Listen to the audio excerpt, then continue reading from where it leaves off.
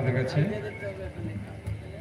আপনারা দীর্ঘক্ষণ অপেক্ষা করছিলেন আমাদের যে এই নির্বাচন, অষ্টাদশ নির্বাচনে ইন্ডিয়ান সেকুলার ফ্রন্টের পক্ষ থেকে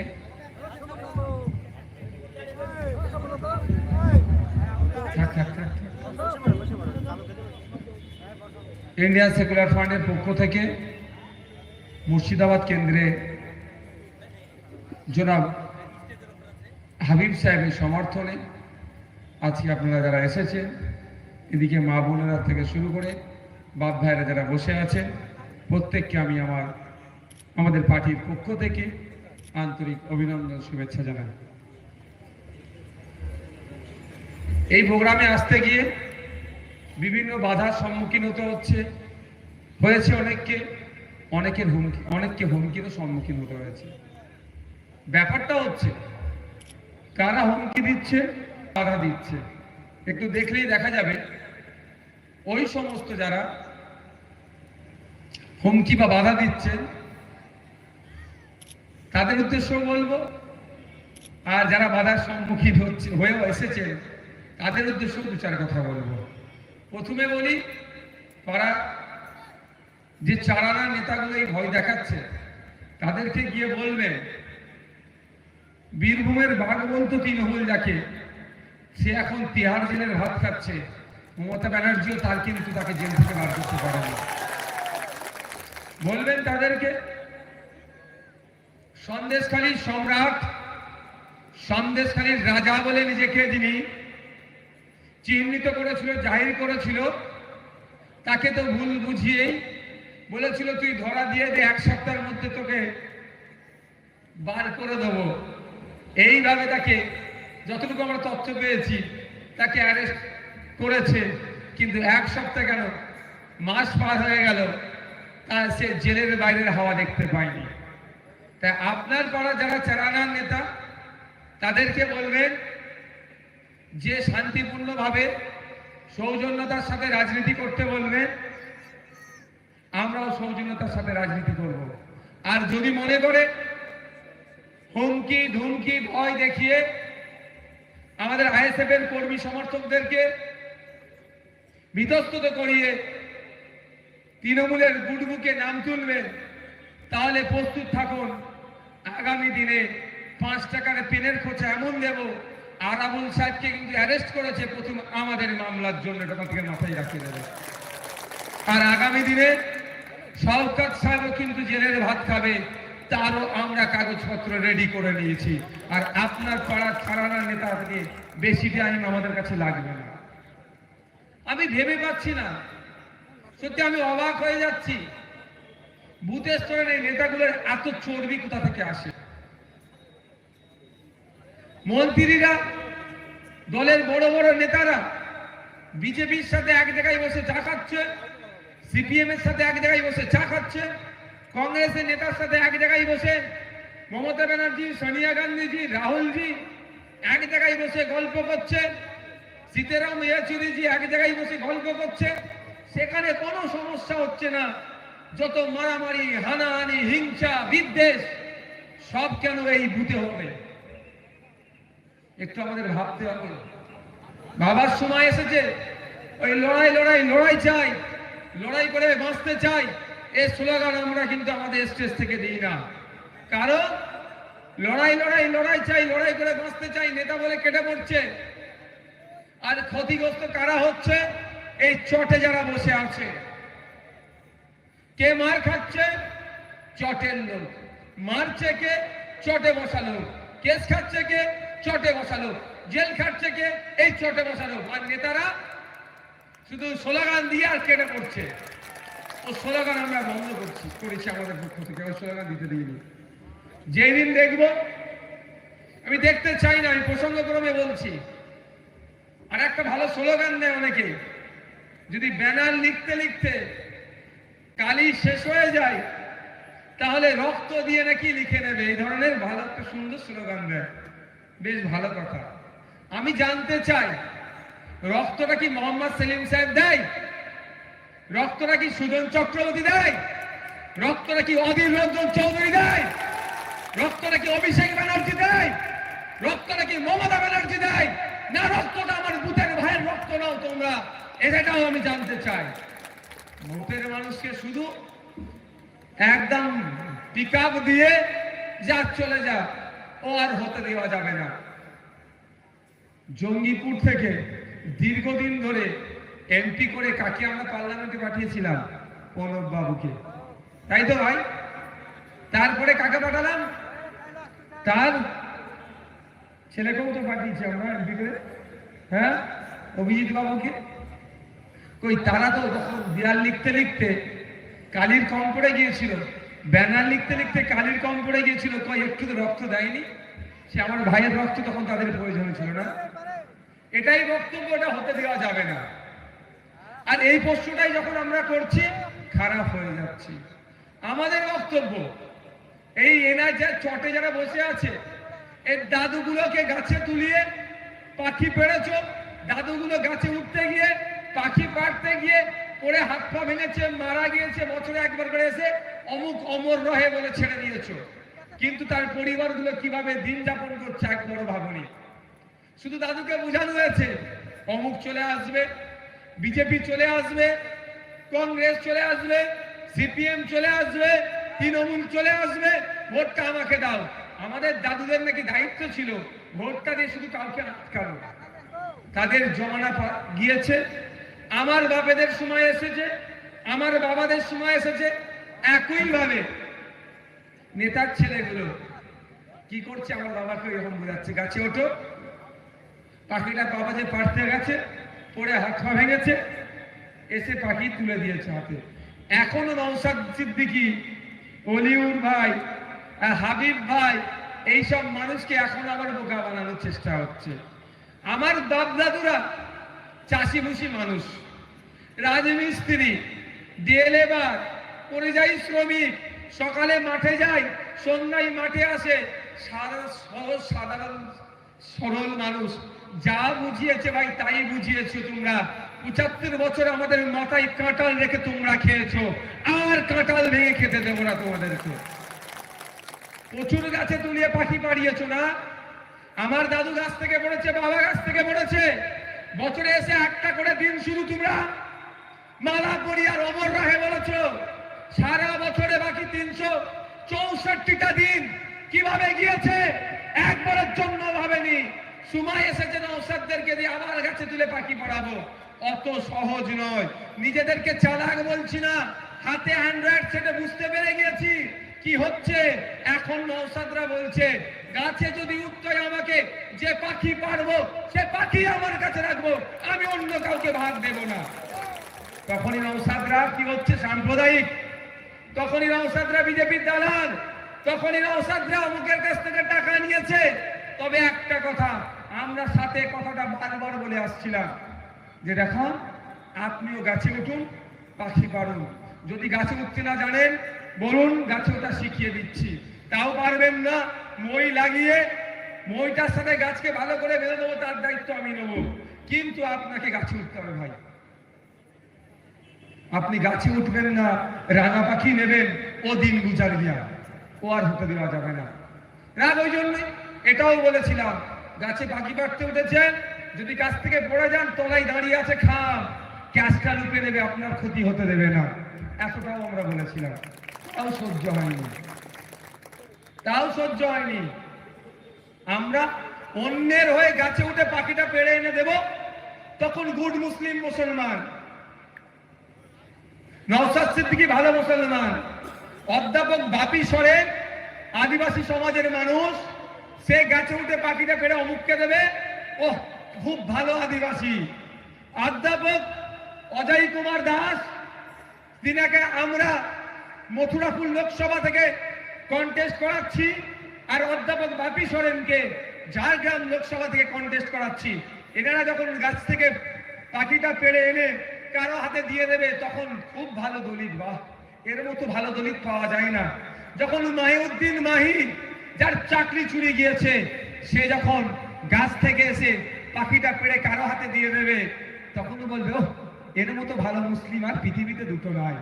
আর যখন এই দলিত, এই আদিবাসী, এই মতুয়া, এই মুসলমান তার অধিকারের কথা বলবে, শিক্ষাতে কেন 1% নিচে মুসলমান, দলিতদের কোটায় কেন নন দলিতরা চাকরি করছে, আদিবাসী কোটাতে কেন নন আদিবাসীরা চাকরি করছে, তখনই মুসলমান খারাপ হয়ে গেল, তখনই ওই দলিতটা খারাপ, তখনই ওই আদিবাসীটা খারাপ।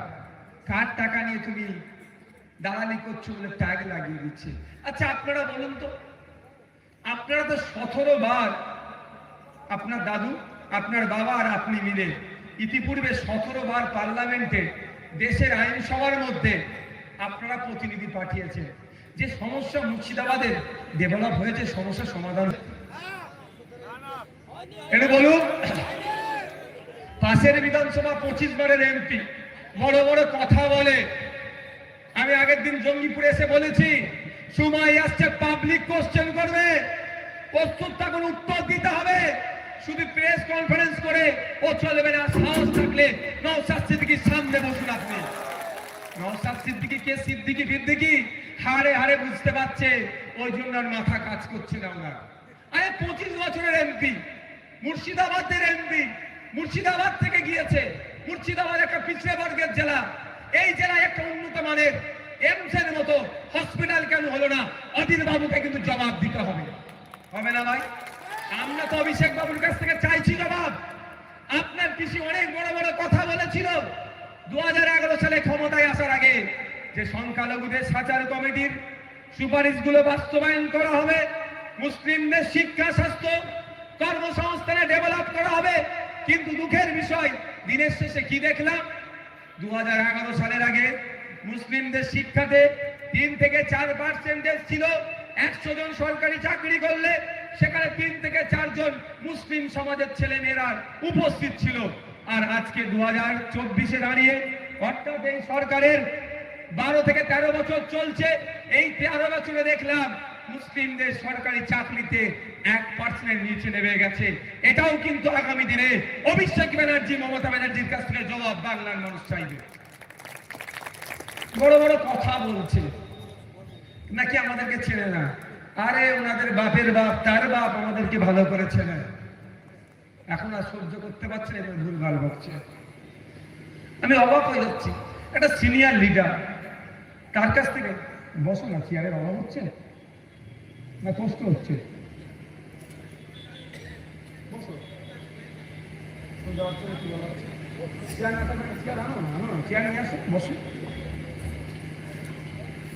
প্রশ্ন করবেন না আপনারা? সবাইকে প্রশ্ন করতে হবে, বামেদের বন্ধুদেরকে প্রশ্ন করবেন। 34 বছর শাসন করেছেন বাংলাতে, কেন মুর্শিদাবাদ পিছড়ে বর্গের জেলা হয়ে আছে? তৃণমূলকে জিজ্ঞাসা করবেন, 13 বছর আপনারা শাসন করছেন বাংলায়, এখনো পর্যন্ত মুর্শিদাবাদ একটা উন্নত মানের বিশ্ববিদ্যালয়, ওয়ার্ল্ড ক্লাস বিশ্ববিদ্যালয় পেল না কেন? ওয়ার্ল্ড ক্লাস তো দূরের কথা, ফুল ফ্লেজের মোটামুটি 8টা 10টা আপনার ডিপার্টমেন্ট দিয়ে একটা নির্দিষ্ট বিল্ডিং এখনো পেল না। প্রশ্ন করবেন যে মুর্শিদাবাদের একজন রোগীকে হেভি ট্রিটমেন্ট করতে হলে কেন কলকাতায় যেতে হয়? প্রশ্ন করবেন কংগ্রেসদেরকে, ভোট চাইতে আসলে কোশ্চেন করবেন, ভোট যাকে ইচ্ছা দেবেন, কিন্তু কোশ্চেন করা দরকার। আমরা কোশ্চেন না করার ফলে ওরা শুধু ভোটের সময় আসে, দরদ উতলে ওঠে। আস্তে আস্তে আমার গাড়ির থেকে একজন বলল যে ভাইজান, অমুক দলের সিম্বল তো লাল ছিল, ঈদের শুভেচ্ছা দিয়ে অন্য কালার হয়ে যাচ্ছে কেন? আমি বললাম, দিনে লাল, রাতে তো গেরুয়া হয়ে যাচ্ছে। দিনে লাল, রাতে তো কি হচ্ছে? তৃণমূলের সবুজ হয়ে যাচ্ছে। ওই জন্য কালার ঠিকঠাক করতে পারছে না এরা। প্রশ্ন করবেন না যে এতদিন দেশ চালিয়েছো, 60 বছর দেশ চালিয়েছো তোমরা, প্রায় 60-65 সালে, এখনো পর্যন্ত মুর্শিদাবাদ জেলার জন্য কি করেছো তোমরা বলো? প্রশ্ন করতে হবে বিজেপিকে। সবকা সাথ সবকা বিকাশ বলে বোকা বানিয়ে দিচ্ছে মানুষকে। ওই লাইট ওদিকটা বন্ধ করা লাগে না, মুখের দিকে তো তাকালে ভালো লাগে। ওই লাইটটা দরকার ঘুমিয়ে দাও তো, ওটা ঘুমিয়ে দাও তো। বিজেপির স্লোগান আবার এটা বেশি কে দেয় জানেন? শুভেন্দু অধিকারী মহাশয় অভিষেক ব্যানার্জির খুব কাছের লোক, একটু উঁচুর দিকে তুলে দাও। সবকা সাথ সবকা বিকাশ, কিন্তু কি দেখছি আদানি আম্বানি কা সাথ আর ওই লোকের এই বিকাশ হচ্ছে, আমাদের কারো সাথও দিচ্ছে না, আমাদের কারো বিকাশও হচ্ছে না। বন্ধুগণ যারা উপস্থিত আছেন তাদের উদ্দেশ্যে বলছি, আমি তো রাজনীতির কথা অবশ্যই বলতে এসেছি বললো, কিন্তু কোশ্চেন করতে হবে। 17 বার পার্লামেন্টে পাঠালাম, লাভটা কি হলো? আপনার লাভ কিছু হয়েছে ভাই? আচ্ছা এদিকে ঘুরিয়ে ধর, ওদের একটু উঁচু দিয়ে করলে ভালো হতো গো। ওপর থেকে মারো, তোদেরকে ওপর থেকে মারো। ওখানে হবে না, ওখানে হবে না, ওখানে হবে না, এদিকে মারো। এই ওপর থেকে একটু মারার চেষ্টা করো তো। আমরা 17 বার 1951-52 সাল থেকে ভোট দিয়ে পার্লামেন্টে পাঠালাম, আমাদের কতটা লাভ হলো একটু ভাবতে হবে। দিনের শেষে আমরা কি পেয়েছি? একটা বড় শূন্য পেয়েছি। আমাদেরকে কাঁচকলা দেখিয়ে তারা এমপি এমএলএ হয়ে চলে গেল। আমাদের কি দরকার ছিল? তাদেরকে আমরা পার্লামেন্টে পাঠিয়েছি কেন? একটা এমপির কাজটা কি আমাদের আগে জানতে হবে। এমপির কাজ হচ্ছে এই লোকসভায় এই হাবিব ভাইকে আপনারা ভোট দিয়ে পার্লামেন্টে পাঠাবেন। হাবিব ভাইয়ের কাজ কি হবে? এই 17 লক্ষ 16 লক্ষ জনগণের 17 লক্ষ জনগণের চাওয়া পাওয়া, অভাব অভিযোগ, কোনগুলো সমস্যা আছে সেইগুলোকে চিহ্নিত করে পার্লামেন্টে গিয়ে ওখানে স্পিকার স্যারের মাধ্যমে কনসার্ন ডিপার্টমেন্টাল মিনিস্টারদেরকে জানাবে। শাসক পক্ষের কাজ কি হবে? যেই সমস্যাগুলো বলবে সেইগুলোকে সমাধান করবে। সেটা হচ্ছে? প্রথমত কথা বলি, গঙ্গা ভাঙন। আপনারা এই মুর্শিদাবাদের মানুষ, পদ্মা ভাঙনে, ভাগীরথীরও ভাঙন হচ্ছে। এই নদী ভাঙনে কিভাবে ক্ষতিগ্রস্ত হচ্ছে আপনারা জানেন? স্বল্প সময়ের কথা বলছি, 250 বর্গ কিলোমিটার মুর্শিদাবাদের জমি জায়গা, ঘর বাড়ি তলিয়ে গিয়েছে গঙ্গা বক্ষে। এর স্থায়ী সমাধানের জন্য পার্লামেন্টে গিয়ে কটা এমপি কটা কথা বলেছে আমারও জানতে ইচ্ছা করছে। দেখলে দেখা যাবে, পার্লামেন্টের রেকর্ড যদি কারো কাছে থাকে দেখা যাবে কোনো শব্দ খরচ করেনি। তাহলে তাকে আমার পাঠিয়ে লাভ কি? পাঠানো এই জন্যই পাঠিয়েছি মুর্শিদাবাদের ব্রিজ শ্রমিকদের যে হারে বিড়ি বাঁধলে 264 টাকা 63 পয়সা মতো যে রেটটা আছে, প্রথম কথা অনেককে সেই রেট দেয়নি। দ্বিতীয় কথা হচ্ছে এই রেট যাতে বাড়ায় তার জন্য কথা বলবে, সেটাও হয়নি। পার্লামেন্টে গিয়ে তারাপুরে বিড়ি শ্রমিকদের স্বার্থে তাদের স্বাস্থ্যের কথা ভেবে তাদের স্বাস্থ্য পরিষেবা দেওয়ার জন্য যে বিড়ি শ্রমিকদের জন্য হসপিটালটা ইনকমপ্লিট পড়ে আছে, যেখান থেকে চিকিৎসা পরিষেবা পাচ্ছে না বিড়ি শ্রমিকরা, সেইখানে হসপিটালটাকে যাতে চিকিৎসা পরিষেবা পাওয়া যায় তার জন্য আওয়াজ তোলার কথা ছিল, কিন্তু সেটা করেনি মোদিজি। ওদিকে মনমোহনজির সাথে ছবি নেওয়ার জন্য এরা রেডি আছে। তাহলে লাভ কি আমাদের পাঠিয়ে? আমরা এবার পার্লামেন্টে এমন মানুষকে পাঠাতে চাই যে আমাদের এক একটা সমস্যাগুলোকে নোট ডাউন করবে এবং পার্লামেন্টে গিয়ে সেটা উত্থাপন করবে। যেমন আমাদের মধ্যে আছে আমাদের হাবিব ভাইকে মে মাসের 7 তারিখে খাম চিহ্নে ভোট দিয়ে বিপুল ভোটে জয়যুক্ত করুন। আপনাদের যে সমস্যাগুলো আছে এক একটা নোটিশ করবে এবং পার্লামেন্টে গিয়ে আপনাদের হয়ে সওয়াল করবে। আপনারা অবাক হয়ে যাবেন। এখানে বলে, আপনারা বলে, আমাকে কষ্ট লাগে কথা আমি বলি না, এই প্রসঙ্গ ক্রমে বলছি, মুর্শিদাবাদ যেন লেবার সাপ্লাইয়ের ফ্যাক্টরি, মুর্শিদাবাদ যেন লেবারদের ফ্যাক্টরি। কে বলছে? কাদের জন্য হচ্ছে? কারা 7 বছর দেশ শাসন করেছে? কারা 34 বছর বাংলা শাসন করেছে? 1977 আগে পর্যন্ত বাংলায় কারা শাসন করেছে? লাস্ট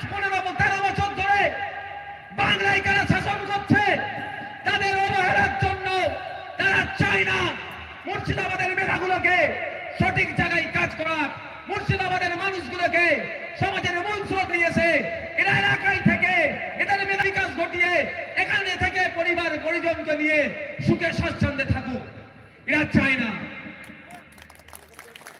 যদি চাইতো অনেক কিছু করে ফেলতো, যদি চাইতো এখানে ইন্ডাস্ট্রি তৈরি করতো।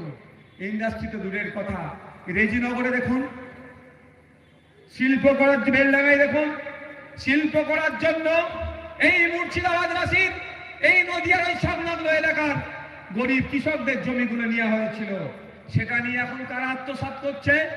শিল্পপতিদেরকে আত্মসাৎ করতে দেওয়া হচ্ছে। এর বিরোধিতা আমরা করি। আমাদের বক্তব্য, আমি নিজে বিধানসভার মধ্যে বলেছিলাম, এগ্রিকালচার স্ট্যান্ডিং কমিটির মিটিং এ বলেছিলাম, আচ্ছা এই কথাগুলো বলছি কারো অসুবিধা হচ্ছে না তো? হ্যাঁ, আগে গোড়াটা ভাই ঠিক করতে হবে। গোড়া মজবুত করলেই ওপর ঠিক থাকবে, আর গোড়া যদি আমার নড়বড়ে থাকে ও বেশি দিন টিকবে না, ভেঙে পড়বে। আগে জানা দরকার মুর্শিদাবাদবাসীকে কারা ক্ষতি করেছে, জানা দরকার। তবে আমি বলবো, যাদের আমি দোষ দিই না কেন, মুর্শিদাবাদবাসীরা নিজেরাও কিন্তু খুব একটা কম দোষ করেনি হওয়ার জন্য। যদি বলেন কেন, আমরা সবাই শুনেছি তো, কিন্তু আজও পর্যন্ত দেখার সৌভাগ্য হয়নি চাওয়ালা প্রধানমন্ত্রী মোদিজি কোথায় চা বিক্রি করেছে আর মোদিজির হাতের চা কে খেয়েছে এখনো পর্যন্ত আমরা কিন্তু দেখতে পেলাম না। দেখো ওই কন্ট্রোভার্সিতে যাচ্ছি না।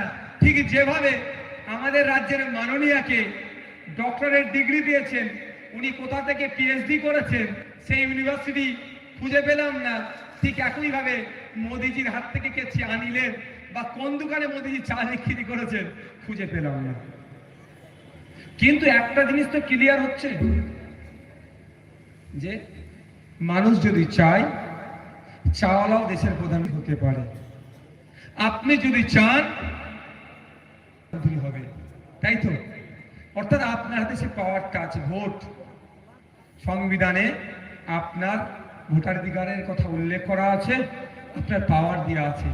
সব সারা বছর ধরে না এটা অন্যায় হচ্ছে আমার সাথে, না আমার ছেলেটার প্রাইমারি স্কুলে যাচ্ছে শিক্ষক নাই, আমাকে 500,000 টাকায় লক্ষ্মীর ভান্ডার দিচ্ছে, আমি যখন স্বাস্থ্য পরিষেবা নিতে যাচ্ছি সরকারি হসপিটাল থেকে আমি পাচ্ছি না, আমাকে বেসরকারি হসপিটাল থেকে নিতে হচ্ছে 10,000 15,000, সব মাথায় থাকছে। উন্নয়ন হচ্ছে না, পাড়াই পাড়াই মদের দোকান খুলে দিচ্ছে, এর বিরোধিতা করতে হবে, সব বলছি। আর ভোটের রাতে আসলে 2000 টাকা 500 টাকা 1000 টাকা বিরিয়ানির প্যাকেট ধরিয়ে দিলে সব ভুলে যাচ্ছি। এটা হয় না হয়, এটাই আমরা ভুল করে ফেলছি। আপনাদের ভবিষ্যৎ আপনাদের হাতে, হাতটা কি একটা আঙুলই আছে। যদি আপনি থাম প্রেস করুন বা এই আঙুলটা যে আঙুলি আপনি ইউজ করুন না কেন, এক কথায় মুর্শিদাবাদের মানুষের ভবিষ্যৎ, মুর্শিদাবাদ লোকসভার ভবিষ্যৎ, আগামী দিনে পার্লামেন্টে গিয়ে এখানকার এই গঙ্গা ভাঙনের কথা, এখানকার পরিযায়ী শ্রমিকের দুর্দশার কথা, এখানকার কৃষকদের সাথে যে অন্যায় হচ্ছে তার বিরোধিতা করা, এখানকার ছেলে মেয়েদের শিক্ষা ব্যবস্থা যে ধ্বংস করে দিচ্ছে তার বিরোধিতা করা, এবং সাথে সাথে এখানকার মানুষের স্বাস্থ্য ব্যবস্থার জন্য যে চিকিৎসা পরিষেবা নেবে সেটাও ধ্বংস করে দিয়েছে। এক কথায় মুর্শিদাবাদবাসীর জন্য আর্থসামাজিক ভাবে ডেভেলপমেন্টের কথা যদি পার্লামেন্টে বলিষ্ঠ কণ্ঠে বলতে চান বা বলাতে চান, আপনার এলাকার সন্তান তিনি দীর্ঘদিন দেশের সীমান্ত পাহারা দিয়ে এবার আপনাদের হয়ে পার্লামেন্টে গিয়ে আওয়াজ তুলতে চায়। আগামী 7 তারিখে খাম চিহ্ন ভোট দিয়ে আমাদের হাবিব শেখকে বিপুল ভোটে জয়যুক্ত করুন। আপনাদের হাতে আপনাদের ভবিষ্যৎ। এবার কি করবেন দেখুন, যদি মনে হয় ওই রাত্রিরে আসবে 500,000 দেবে, আমি আপনাদের একটা সাজেস্ট করতে পারি, কি বলুন তো, ওই রাত্রিরে যা আসবে সব নিয়ে নেবে, ছাড়বেন না। আপনাদেরই টাকা, কি টাকা জানেন? আপনাদের কোন টাকা? গঙ্গার ভাঙনের জন্য ত্রাণের টাকা এসেছে, লুট হয়েছে। গঙ্গায় ওই থুতু দেওয়ার আটা শোনা যায় না তো, গঙ্গায় বালির বস্তা দিয়ে গঙ্গা ভাঙন রোধ করা যায়? ওই যে টাকা এসছে 2-10 বস্তা বালির বস্তা দিয়ে ছবি তুলে কোটি কোটি টাকা ঝেড়ে দিয়েছে। একটা এমপি 1 বছরে 5 কোটি টাকা খরচ করে, 5 5 কোটি টাকা এমপি ল্যাডে আছে, 5 বছরে কত টাকা? 25 কোটি টাকা। ওখান থেকে অনেকে কাটমানি খায়, আবার অনেকে খায়নি। তবে তৃণমূলের খায়নি কে হাত তুললেও লোক বিশ্বাস করবে না। বুঝতে পারছেন? ভুল বললাম নাকি? আমি খাইনি, লোকে বিশ্বাস করবে না। তবে আমি একটু অন্তত আমি বিশ্বাস করি যে এক একজন ভালো আছে। তবে এটাও আমাকে কনফিউশনের মধ্যে আছি, 10 চক্রে ভগবান ভূত। এটাও তো আমাকে ভাবতে হচ্ছে, 10-এর চক্রে ভগবান ভূত হয়ে যাচ্ছে। তাহলে এর মধ্যে একটা ভালো থাকলে কতদিন ভালো থাকবে? তো এখান থেকে ওই কাটমানির টাকাগুলো আপনাদেরকে রাতের অন্ধকারে দিতে পারে, একটাও ছাড়বেন না, সব নিয়ে নেবেন। সকালবেলা গিয়ে চুপচাপ থামে ছাপ দিয়ে চলে আসবেন। আর এই জন্য অনেকে আমাদের কর্মী সমর্থকদের নাকি ভয় দেখাচ্ছে, মিথ্যা কেস দেবে। আমি আপনাদের বলে রাখি, দলটার নাম ইন্ডিয়ান সেকুলার ফ্রন্ট। দলের প্রতিষ্ঠাতা হচ্ছে পীরজাদা আব্বাস সিদ্দিকী। এটা মাথায় রাখবেন, এটা মাথায় রাখবেন, এটা কিন্তু ভুলে যাবেন না। আমি আপনাদের বলে রাখি, আমাদের কোনো কর্মী সমর্থক ভালোবাসার মানুষকে মিথ্যা কেস দিলে ভয় পাবেন না। কারো কাছে কি আত্মসমর্পণ করার কোনো প্রয়োজন নাই। ইন্ডিয়ান সেকুলার ফ্রন্ট আপনাদের ছোট ভাই নওশাদ সিদ্দিকী বেঁচে আছে, এটা মাথায় রাখবেন। কি করবেন? পুলিশ তুলে নিয়ে গেছে, কোনো দরকার নেই, কারোর সাথে হামলা করার দরকার নেই। আধার কার্ডের জেরক্সটা নেতৃত্বদের মাধ্যমে হাবিব ভাইয়ের কাছে পৌঁছে দিতে পারবেন তো ভাই? পারবেন তো? হ্যাঁ, হাবিব ভাইয়ের দায়িত্ব থাকবে কি, আপনার বাড়ির কাউকে পুলিশে তুলে নিয়ে গেছে রাত্রে, সকালে কোর্টে পৌঁছাবার আগে তার আগে আমাদের অ্যাডভোকেট অলিউল কোথায় গেল? আমাদের অ্যাডভোকেট অলিউল আছে, আরো অ্যাডভোকেট আছে, তারা আপনাদের জন্য কোর্টে মুভ করবে, আপনাকে কোর্ট থেকে কিভাবে বাড়ি বার করে আপনার বাড়িতে পৌঁছানো যায়। আমাদের অ্যাডভোকেট অলিউল আছে, আরো এই ধরনের আছে। ওই হালকা বয়স বলে ছোট ভাবে নেবেন না, খুদি লঙ্কায় জাল বেশি, এটা মাথায় রাখবেন। 2021-এ ভেবেছিল ওই হালকা বয়সী ছেলে তো, এখন যা ঝাঁজ দিচ্ছি, এখন 60 বছরের দলও বুঝতে পারছে, আর 100 বছরের দলও বুঝতে পারছে, 1998 সালের দলও বুঝতে পারছে। এখন কি হচ্ছে রে বাবা, বুঝতে পারছেন? আমি আমার হকের কথা বলবো, কারো ফাটলো চটলো আমার দেখার দরকার নাই, কি আমার দেখার দরকার নেই। তবে একটা কথা বলি, বহরমপুর কোর্ট, লালবাগ কোর্টে আমার ভাইকে তুলেছে, হয়তো জামিন হলো না, ধরে নিলাম। ডিস্ট্রিক্ট কোর্টে উঠবে আমার ভাই, জামিন করাবো, হলো না। কলকাতা হাইকোর্টে গিয়ে জামিন করাবো, হলো না। নওশাদ ভাই বেঁচে থাকলে আপনাদের বলে রাখি, আর আমি না বেঁচে থাকলে আমার দল এই কাজ করে যাবে। আমাদের দল সুপ্রিম কোর্টে প্রয়োজনে যাবে, আমার ওই ভাইকে নির্দোষ করিয়ে জামিন করিয়ে মালা পরিয়ে মুর্শিদাবাদে সে যেখানে হোক তাকে সেখানে পৌঁছে দেবে। তবে হ্যাঁ, ইললিগাল কাজ কেউ করবেন না, আইন কেউ হাতে তুলে নেবেন না, এটা অনুরোধ। প্রশাসন বন্ধুকে সহযোগিতা করবেন। প্রশাসনের বন্ধু যদি টেন্ডি বেন্ডি করে, আইএসএফ এর সম্পর্কে ওরাও ভালো জানে। বিভিন্ন থানার ওসিআইসি স্যারেরা বা অনেক অফিসার স্যারেরা এখন টুপি খুলে হাইকোর্টে গিয়ে কিন্তু তাদের আইনে চাবুক খাওয়াচ্ছি আমরা, সেটা ওসিআইসিরাও ভালো করে জানে। কিন্তু আপনারা আইন তো হাতে তুলে নেবেন না, অনুরোধ। পুলিশ আমাদের বন্ধু, পুলিশ আমাদের বন্ধু, প্রশাসন আমাদের শত্রু নয়, এটা মাথায় রাখবেন। কিছু কিছু পুলিশ পার্টির হয়ে কাজ করছে, তাদেরকে ধিক্কার জানাচ্ছি, কিন্তু হেভি সংখ্যার পুলিশ কিন্তু নিরপেক্ষতার সাথে কাজ করার চেষ্টা করছে, এটা আমাদের মাথায় রাখতে হবে। তাহলে ভয় পাওয়ার কোনো কারণ নাই। তবে সাথে একটা কথা বলি, মোবাইলটা দাও তো, আর 5-7 মিনিট বক্তব্য দিয়ে শেষ করবো। একটা কথা বলি ভাই, আমার ভাইয়ের নামে 5-7 মিনিট বক্তব্য দিলে কারো অসুবিধা আছে? আচ্ছা আচ্ছা, আমার ভাইয়ের নামে মিথ্যা মামলা দেবে, আমি আমার ভাইয়ের হয়ে প্রয়োজনে বলছি সুপ্রিম কোর্ট থেকে জামিন করিয়ে নিয়ে আসবো, তারপরে কি ছেড়ে দেবো? আমি ছাড়ার ছেলে নয় ভাই, আমি ছাড়ার ছেলে নয়, আমি ভুলে যাওয়ার ছেলে নয়। হয়তো চুপ করে আছি, এখন আমাকে অনেক গালাগালি দিচ্ছে। আমার একটা সময়ের খুব কাছের বন্ধু ছিল, বামেদের বন্ধুরা খুব বলছে আমাকে, আমি কিন্তু চুপ আছি, উত্তর দিনই। যেদিন উত্তর দিতে শুরু করব, কিন্তু অনেকের পোল খুলে যাবে, সেই দিনের জন্য তার অপেক্ষায় থাকুক। আমাকে একজনের সাথে কথা হয়েছে, আমি তাকে বলেছি ব্যাপারটা, উনি বললেন 10 তারিখ অবধি অপেক্ষা করুন, আমরা একটা আলোচনা করছি এই অবাঞ্ছিত মন্তব্য বন্ধুর জন্য। ঠিক আছে, আমি অপেক্ষা করব, তারপর আমি মুখ খুলতে শুরু করব। কারণ আবার বলছি, কারো দয়ায় আমি বাঁচবো না, মরবো। হায়াত শেষ হবে যেদিন, আয়ুষ শেষ সেদিন কি মরবো। কেউ দয়া করে আমাকে বাঁচাতে হবে না। অনেক দয়া করেছো, ডায়লগ অনেক হয়েছে, আর লাগবে না ভাই। তোমার অনেক দিয়েছো, 34 বছরের ভালোবেসেছো, চাকরি 12% থেকে 3-এ নেমেছে, 25 বছরের ওপরে বামেরা কংগ্রেসরা ভালোবেসেছে, 16-17% থেকে 11%-এ নামিয়েছে। এই 13 বছরে তৃণমূল এত ভালোবেসেছে, 1%-এর নিচে চাকরি পৌঁছে দিয়েছি। আর ভাই তোমাদেরকে ভালোবাসতে হবে না, অনেক ভালোবেসেছো। এবার নিজে কি ভালোবাসবো একটু। তো যে ভাই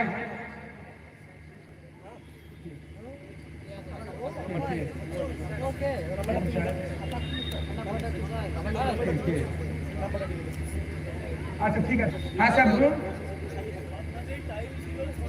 আচ্ছা আচ্ছা আচ্ছা আচ্ছা আচ্ছা আচ্ছা, thank you sir, thank you so much. এই দেখুন, পুলিশ বন্ধু আমাদের জন্য কতটা উপকার করলেন। 6টা পর্যন্ত ছিল, হয়তো 1 ঘন্টা দিয়েছে। তালি দাও পুলিশ বন্ধুদের জন্য একটু, আমাদের বন্ধু। এই আর 5 মিনিট আছে। দেখুন, ওনারাকেও ডিউটি পালন করতে পারেন, ওনাকেও জবাবদিহি করতে হবে। যেটা বলছি, যে ভাই আমার নামে মিথ্যা কেস দিয়েছে, তাকে তো জামিন করাবো। মিথ্যা কেস বেশি দিন থেকে টেকবে না। তারপরে কি করব, তাকে বাইজ্জত বাড়ি করার পরে আমার ভাইয়ের নামে যে মিথ্যা কেস দিয়ে তার নামে মানহানি মামলা করব। তার জন্য প্রস্তুত থাকতে বলুন, যারা আমার ভাইদেরকে ধমকাচ্ছে চমকাচ্ছে। ভাই সময় স্বল্প, আপনাদেরকে একটা কথা বলি।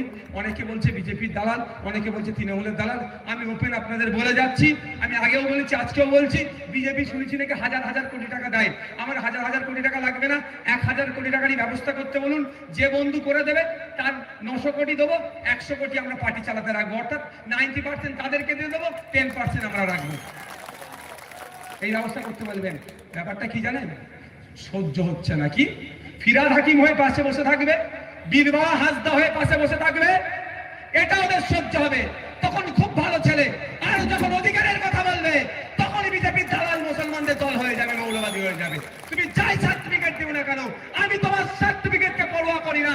তুমি আমাকে সাম্প্রদায়িক বলবে কি, তুমি আমাকে সেকুলার বলবে কি, সেই সার্টিফিকেট নওশাদ সিদ্দিকী আইএসএফ পরোয়া করে না। মানুষের জন্য কথা বলবে। আদিবাসী অত্যাচারী তুলে তার পাশে দাঁড়াবে, মুসলিম অত্যাচারী তুলে তার পাশে দাঁড়াবে, দলিত অত্যাচারী তুলে তার পাশে দাঁড়াবে। তুমি আমাকে সার্টিফিকেট দেবে, এই নিয়ে আমি ভেঙে পড়ি না। ভাই সময় স্বল্প, সকলে ভালো থাকবেন, সুস্থ থাকবে।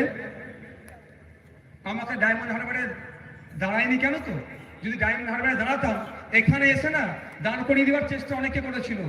আমারও ইচ্ছা ছিল দাঁড়াবার, দল ভালো বুঝতে পেরেছে। যদি দাঁড়াতাম, এখানে এসে আপনাদের কাছ থেকে ভোট চাওয়ার সময়টা পেত না। এখান থেকে মধ্যিখানে ওই 34 বছরের দল আর 25 বছরের সরকার আর 15 বছরের সরকার, সব 13 বছর মিলেমিশে ভোটটাকে ভাগ করে নিত। ভাগটা আর ভাগ হতে দেওয়া যাবে না। ভোট আমার, ভোট আমার কাছেই রাখবো, আমার খামের ভোট খামে দিয়ে দেবো। সকলে ভালো থাকবেন, সুস্থ থাকবেন।